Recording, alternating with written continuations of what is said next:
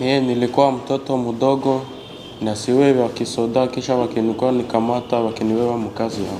Mie nilionaka na tuko naenda kwa vita, wengine wako na kufa na bunduki hakuna masasi, nikiona na siwezi kufa na ningali mdogo nikitoka vile. Juu tuliwatoka wale Wanyarwanda, walisemaka se walikuwa nasema se tukifika Ruwaya na Goma watakamata ile mali yote, baiwewe Kagame sie tubakie vile.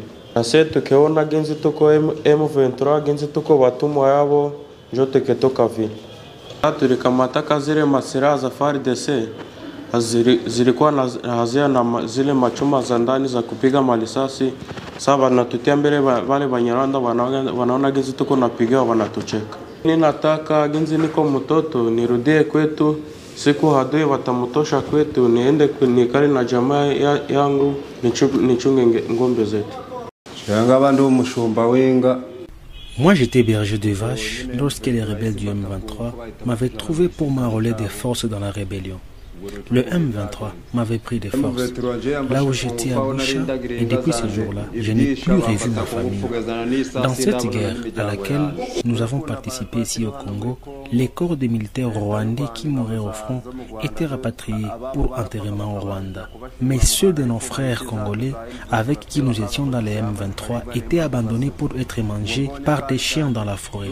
C'est lorsque j'ai vu que la situation devenait insupportable dans la rébellion que je me suis rendu au FARDC. La guerre que nous menions contre les militaires des FARDC nous a coûté tellement cher, car nous essuyions chaque jour des tirs et les militaires RDF qui nous aidaient nous mettaient toujours à la première ligne pour que nous mourions pour des raisons que nous ne connaissions pas. La seule grande motivation qu'on nous donnait, c'est qu'une fois que nous prendrons la ville de Goma, nous serons riches avec de bons salaires.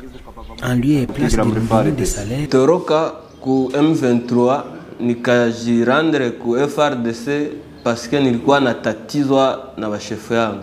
Huko walikuwa wananitatiza kunipika, kukula hakutukulake.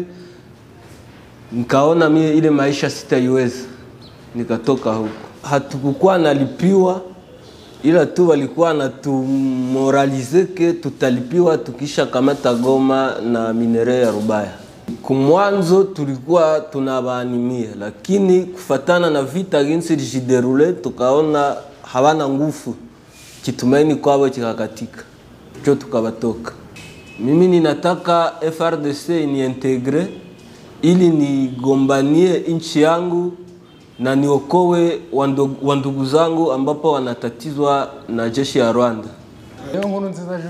Moi, Nkurunziza Juvenal, je sensibilise les militaires du Rwanda à ne pas sacrifier leur vie pour les intérêts personnels de Kagame. Ça ne sert à rien.